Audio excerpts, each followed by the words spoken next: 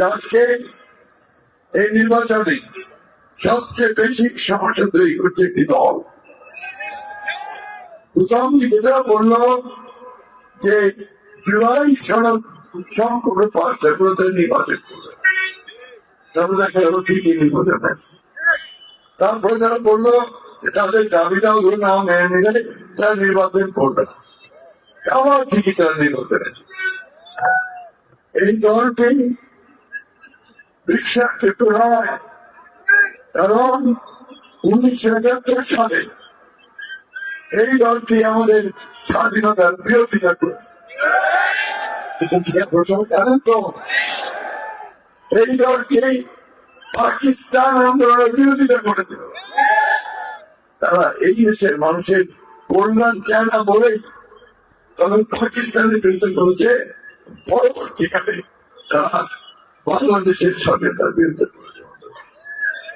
আজকে দেখলাম পত্রিকায় হেফাজতের আমির সাহেব তিনি বলছেন, আমি জানি না কথা, যে জামাত ইসলামকে ভোট দেওয়ার চাই নয়। আমাদের চরমনে বিশ্বাস যিনি তার সঙ্গে গাছ ছিলেন, একসাথে দল করেছিলেন, তিনি বেরিয়েছে বললেন এর চেয়ে বড় মিথ্যাবাদী দল নাই। আমাদের তো কিছু বলতে হয় না, তাদের সঙ্গে তারাই করে দিচ্ছে যে দলটি। বন্ধুগণ, যারা রাজশাহী ইউনিভার্সিটিতে পড়েছে এক সময়, তারা জানে যে এই দলটি একটা অভ্যাস আছে, এটা সবাই জানে। আর আমরা জানি চট্টগ্রাম বিশ্ববিদ্যালয়ে কিভাবে তারা হত্যা করে। আজকে এই দলটি বিভিন্ন জায়গায় সমস্যা তৈরি করার চেষ্টা করছে। সেই জন্য আমাদেরকে সজাগ থাকতে হবে। আমি কোন মতে এই নির্বাচনকে বানচাল হতে দিতে পারি না, এবং 12 তারিখের নির্বাচনকে এই দেশের জনগণের বিজয় নির্বাচনে নিতে হবে। আর সেই বিজয় হবে বিএনপির বিজয়, সেই বিজয় হবে তারেক শেখের বিজয়, সেই বিজয় হবে আমাদের আজাদের বিজয়। যে নেতা আমাদেরকে দিক নির্দেশনা দেয় জাতির কল্যাণের জন্য, মানুষের কল্যাণের জন্য, আমরা তো তার দিকেই যাবো থেকে, নাকি যারা শুধু বিভাজনের রাজনীতি করে তাদের দিকে যাবো।